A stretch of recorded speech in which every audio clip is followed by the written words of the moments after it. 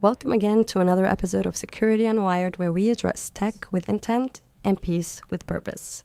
Today here I have with me Christo Buschek, an investigative journalist from Der Spiegel, a German news magazine, and he's also a senior Mozilla fellow at Mozilla Foundation. Welcome, Christo. Hello, thank you for having me. Of course.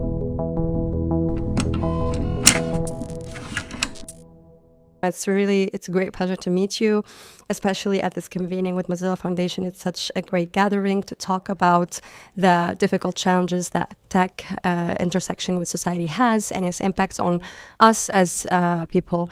And one thing in particular that I and a lot of colleagues are actually tackling and really interested in is how data and data infrastructures and technology are affecting the documentation of war and armed conflict, and of course the fact-checking processes, because we know how important the media outputs are when it comes to affecting the narrative of these very sensitive contexts. So I think it's something that we should be addressing more. That's why I'm really happy that you're here. I'd love for you also to kind of give some context about your work from data journalism to investigative journalism to the people that are new to this kind of field of work. Well, thanks so much for having me. So I'm now very privileged to work in journalism, but this was not always the case. I actually started working more in the field of in civil society, in the field of human rights. And so I started working at the Syrian Archive, which was an organization that was trying to collect documentation on the war of Syria. To go back a little bit, we have to think about what the situation back then was in 2014, 2015, 2016. And there's one element that is very interesting that makes the war in Syria very unique, is that it's the first war that has been thoroughly documented and reported in the first person. So it is actually people living there, people experiencing the war, that actually documented the war as well. We know the role of a war photographer, a war journalist, people coming in from the outside.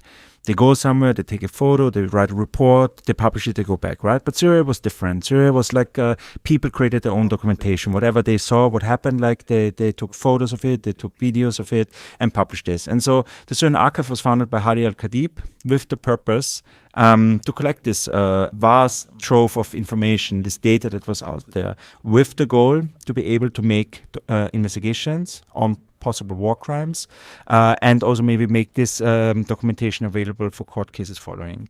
So this was a very, very exciting time for me, because it's also the time when this idea of using data for investigations actually came up. It's also the time when people started hearing about organizations like Bellingcat, or news media started publishing the first investigations based on data. So it's a very, very interesting time, and I was lucky that I could witness it and be part of it. We knew in media, or just generally the term data journalism is much, much older. Data journalism has been around since probably the 70s, 80s. People use data to report on elections, for example, or demographic changes. This is all a form of data journalism.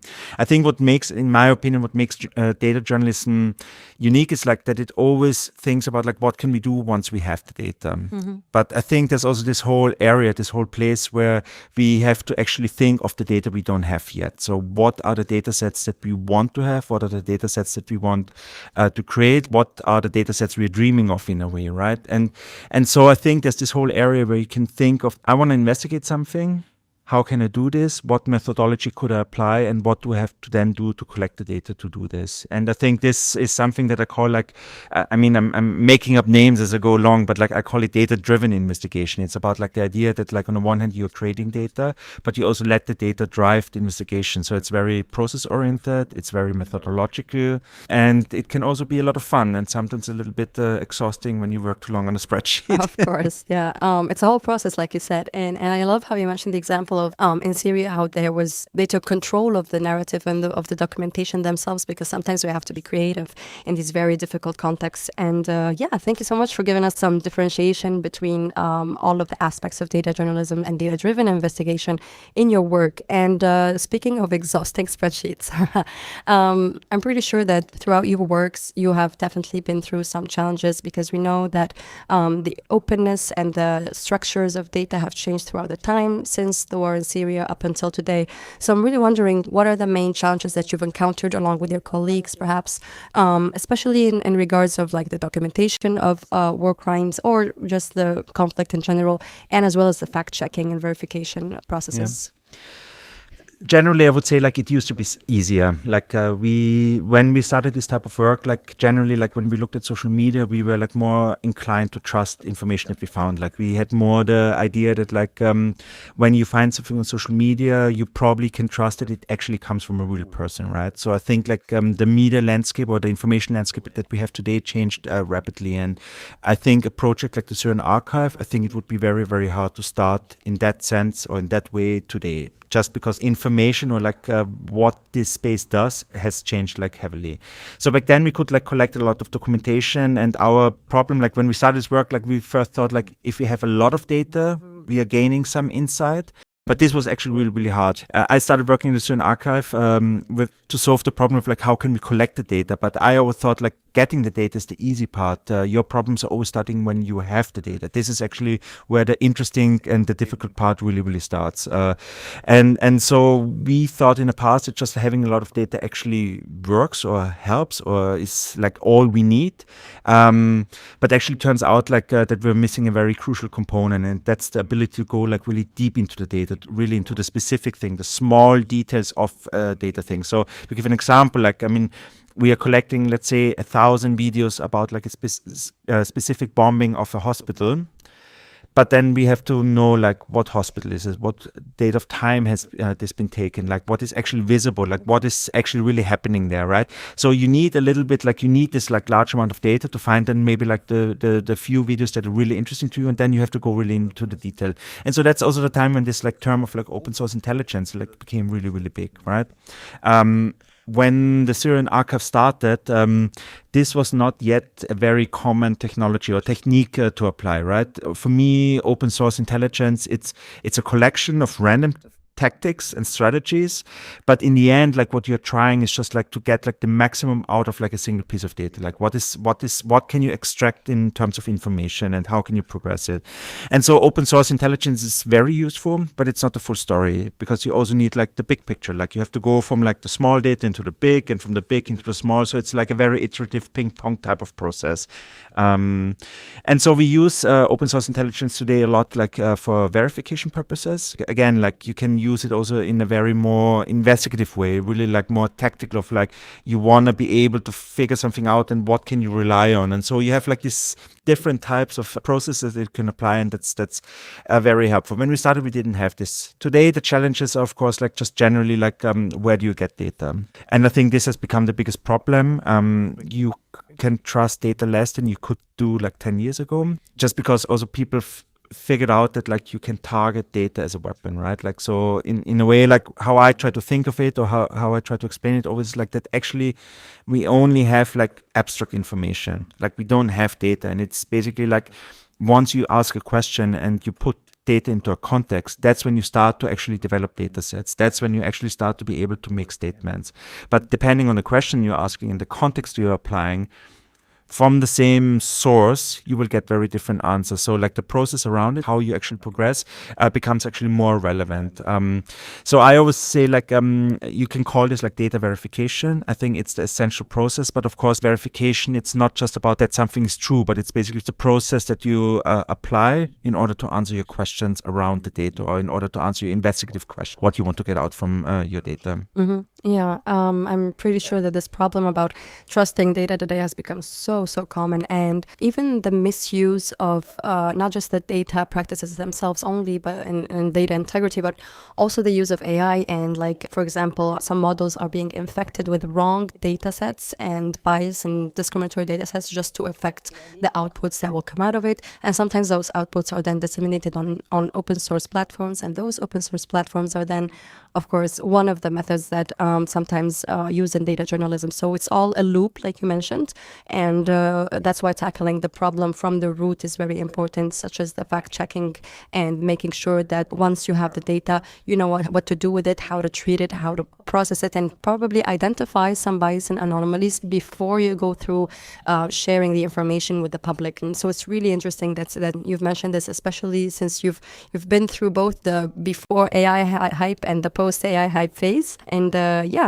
perhaps let me know more about the frameworks that you as an individual, as well as later on as a collective, if you have worked with other magazines and journalists, any frameworks specifically that maybe turned out recently that are more helpful when it comes to data integrity and practices and making sure that, well, first, the process of disseminating information on media is correct, and two, that we are actually providing the narrative of the people affected and that we're protecting their personal information, because we know that people that are survivors from war and armed conflict, sometimes they are also targeted, and we have to make sure that whatever information they give to us and to journalists is also protected as well. So any frameworks that you've adopted recently?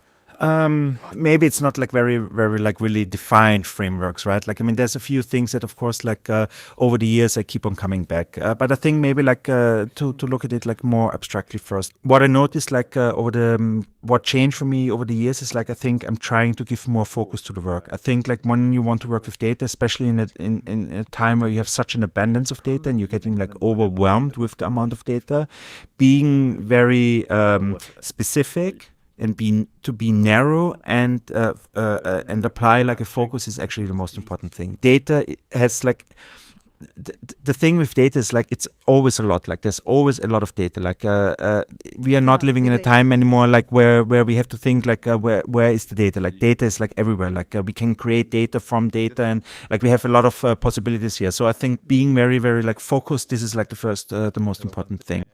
But I also noticed like another thing that is more important for me is to become simpler. I think simplicity is actually a very, very important thing. And simple is not the same as easy. So sometimes to be simple is actually really, really hard, right? Simple for me is like a way that like, first of all, like it's a process that I can understand, that I can follow, that makes it easier for me in a way, like to understand what is happening. Like I think understanding the process is more important than many other elements. The process doesn't have to be fancy. For me, still the most important tool that like gets me the most value is like counts and distributions. Just counting things and looking like how they're distributed is like such a valuable tool, but it's really not fancy. It's like, it's like a very simple thing, and we can all count, like, and I can always explain to someone like how I did the count. So I think that's like, for example, like a very important thing.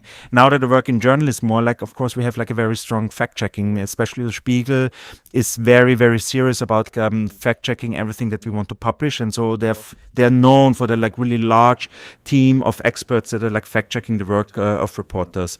And so the problem that I'm encountering a lot is like how can you make something fact-checkable, especially when we work with data and we work with methodologies. We cannot put a methodology into a footnote. If you do a research, you can put a footnote. You can say like it's page 23 of that book, right? But like this does not work in data methodologies anymore. So how can we actually work with fact checkers in a way that they can trace the type of work that we are doing? And so that's why I think like to keep it simple and to really keep it explainable, I think is a very, very important thing. And so this brings me then also like to the question of AI here, of course, like because I think one of the largest issue with AI is like that it's not explainable, and this is like a really, really large problem. Like I think if anyone is using AI as a data source, I would really say like stop doing this. Like this is probably like not a good idea. There might be like interesting use cases in the field of AI, but I think like as an overall tool, like as a process, as a methodology, it's probably like a very, very bad tool. For me, this would be the important thing because I mean, working as a journalist, like you tell a story, right? You're not writing a report. You have to tell a story. So again, like being specific, being intentional about it, like it's actually more important because in the end, you have to tell your work to someone, and that other person, the reader in that case, has to be able to follow like like what is it that you're telling, what is it that you were working on, so I think like these are very, very important values, and I would stress them even more because like I think especially people working in technology or in data, like they often want to try a shiny thing, they want to try like something that is new, fancy and stuff like this, but most of my work is really, really not fancy, and I think that makes it effective. Yeah, simpler is better. Yeah. It's really interesting that you mentioned this. A lot of people are now going for what's faster and more automated and, more fancy, like you mentioned. But when it comes to having information about really, really death or life situations, and we're talking about context of conflict and war, it's important to have the real narrative because it's affecting millions and millions of people, not just the people that are affected by the current context, but also in future wars. How are we in the future adopting our data sources and infrastructures in future journalism methods, because everything is evolving in a split second. And when you mentioned about the whole tracing back the information, I think it's very important to have that available to the audience because you have a diverse audience as a journalist, right? You have potentially policymakers, you have people from the region that you're tackling. It's important to have it accessible, both for building that trust with the community that may or may not also be tackling the same problem as you, but also to make sure that you are, confident on your own processes and confident in your own data practices. But it's quite difficult, don't you think, when it comes to tracing, like you mentioned. It's not easy to put it in a footnote, but is there any specific or non-specific recommendation that you would give for journalists that are working, especially the ones that are working on the battlefield and in very difficult contexts? Sometimes they don't even have very fast access to internet, which is a problem with internet shutdowns during conflict. How can we perhaps make this a little bit easier and simpler for journalists to trace back their sources to the audience that they're sharing their work with? Yeah, I think like when you do this type of work, it's good to think of like who's your audience and like who are you producing for. When we were working to Syrian Archive, like one of our goals was like, can we maybe make this documentation accessible for courts? And maybe they can like influence like possible court cases in the future, right? But if you work like on the level that you make it like valid for a court case, like that's a very different type of work. Like we have to go through a very different type of process because we are actually having this, we are trying to create like a forensically valid type of evidence. And that's a very different process. When we work as a journalist, that's not our goal. So we can work differently and we can like reduce complexity in some areas and maybe focus more on other areas. And I think this is very important to keep in mind because like it also influences like then the approaches you might take and the tools that you want to choose. We have this idea about like when we work with data, we are always relying on a lot of tools, right? And I think we have to really think of like what is the reliance that we are accepting and that is okay for us. So we are relying often like on tools that are like requiring online access. And I think, for example, this is like a design decision. We're deciding to have this reliance and we're giving something else up to win something. When we choose a tool, we tend to think in what we win, the features of the tool, and we forget actually what we lose. But every tool actually, it will make you lose a thing. Like you will not be able to do something because you choose this tool. And so, for example, I try in my personal work often to work with tools that are local first, that I control, that I have access to, that are running on my machines. Because I think there's a value in having this type of like control and this type of like agency also. I do use some online tools, but they're very, very few. It would not be my first choice necessarily because of these issues of, will I have access to this tool tomorrow? Will the tool change while I'm using it? If you rely on a lot of algorithmic tools, for example, we don't know how these algorithms look like, and we do know they do change over time. So these introduce a lot of uncertainties, counter to the aim of that you can like trace your work, that you can explain your work. I think these are really, really important values in this field, and I think people should really focus on this. Mm-hmm. No, very good, very valid arguments, because there are actually other tools that I know you mentioned that, of course, you shouldn't be trusting AI-generated content, and but there are other tools that maybe are now tending to be over-relied upon, such as web scraping for getting information from the web and open source intelligence, but through AI tools, And like you said, these tools can change throughout the time, and sometimes people use it as an integrated tool for, like, for example, processing the data that has been already collected and not just the collection process. And yeah, it's becoming common, counting on the web scraping because of the lack of transparency sometimes that we see from tech companies when we want to go deep into, like you said, we want deep, in-depth data about a certain technology, about its design, etc., about documentation. But it can be difficult when there's no transparency and no openness to these technologies. So some people opt for web scraping. I don't know, what's your point of view about this tool and other significant tools? Let's consider what it is that we are doing. Like when we use a computer, like what is a computer good at, right? Like it's automation. Computers are great in like basically taking a thing and doing it again and again and again. Like once we can tell a computer what to do, they can just like repeat this process, and they're like far better at this, right? So actually like using a tool is always a question of automation.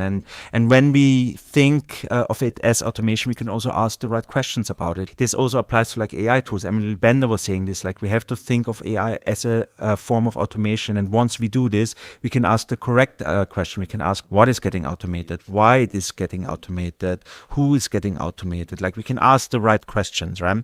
And so automation is again also not like an absolute thing, right? Like there are degrees of automation that are acceptable. Some things you want to totally automate, or some things only work because you automate them. But a lot of things you maybe only want to partially automate it, or like just an aspect of it. So web scraping is the same thing, right? Like, I mean, web scraping you can most of the time do manually as well, right? But very often, sometimes it's good enough, but sometimes you actually want to do this like again and again and again. And then automation is like a very, very useful tool.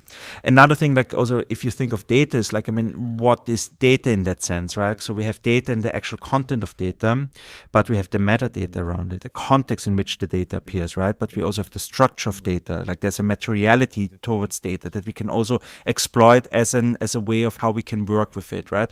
So I think these are like the elements where we're moving in there. And so when we think about the tools that we're using, again, like it is a question of automation mostly, and it's then a question of like an interface to the data. So these are the two types of tools that we have to think of, and I think we can always play each tool into one or the other category most of the times. I'm sure there's some exceptions, but broadly speaking, I think these are the two problems that we're solving with our ways of work. So I think this is maybe like coming back to the question of the framework. Maybe this is a framework that I would apply. Like we have to think about automation and interfaces, and that's actually like what we're doing a lot. And AI falls into this. So I think the discussion about AI is like very often we are having the false discussion. We have the wrong discussion in that sense.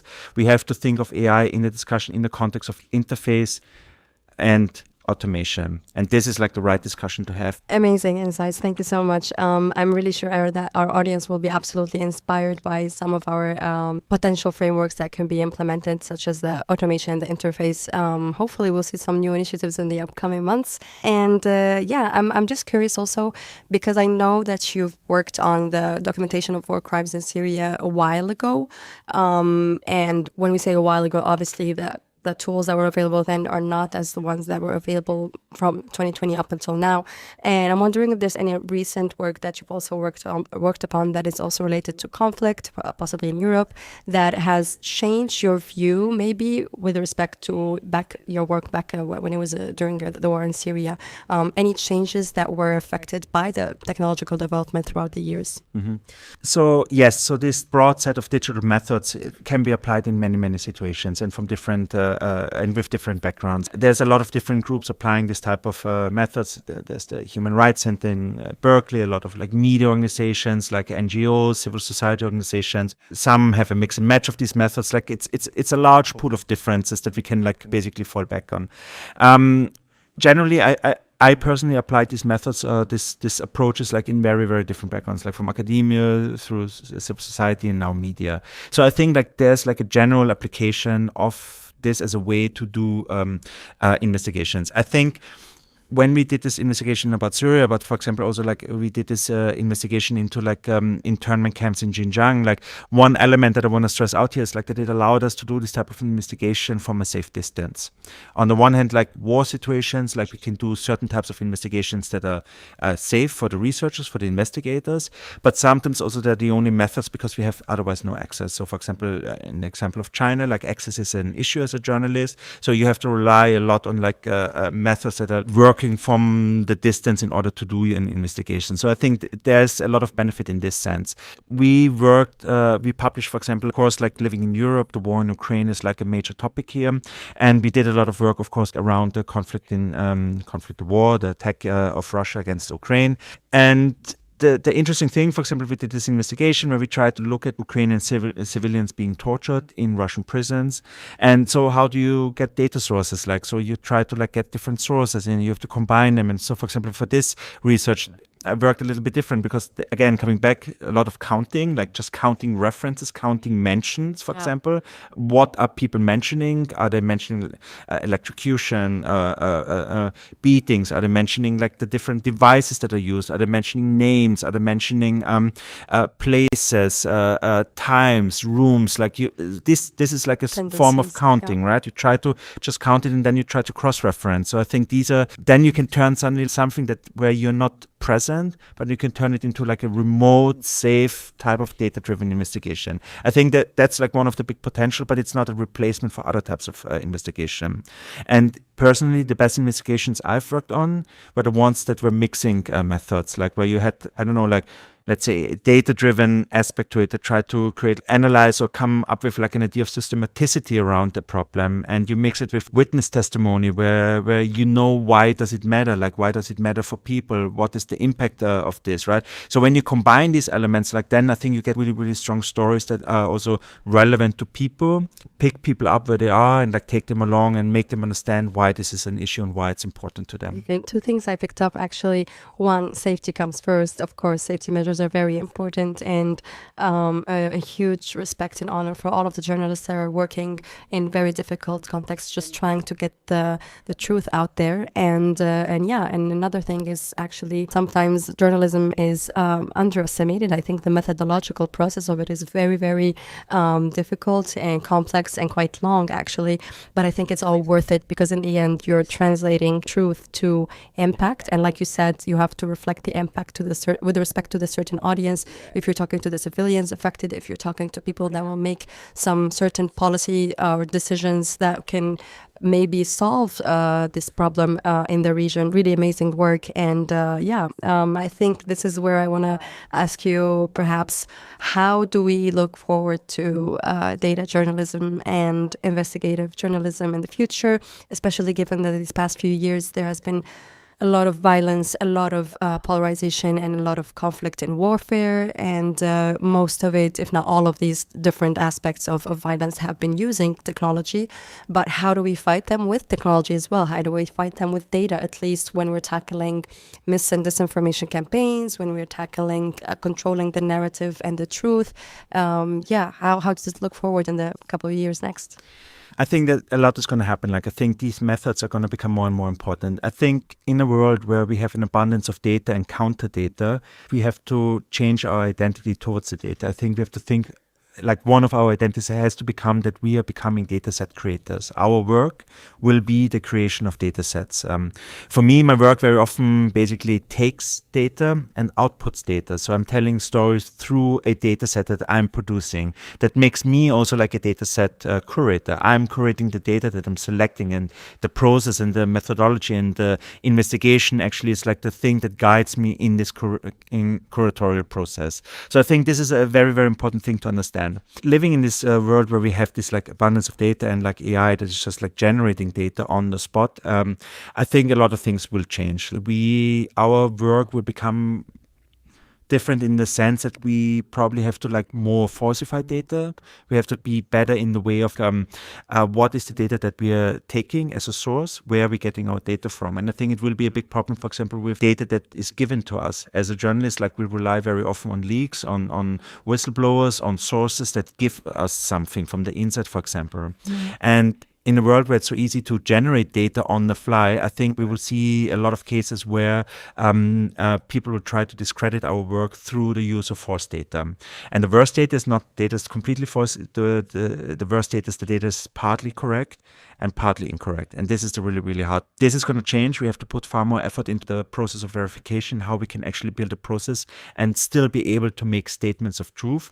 And that also means that towards our readers and our audiences, like I'm afraid we're going to get into a situation where we have to not only tell a story, but we also have to prove to our audience that the story is correct.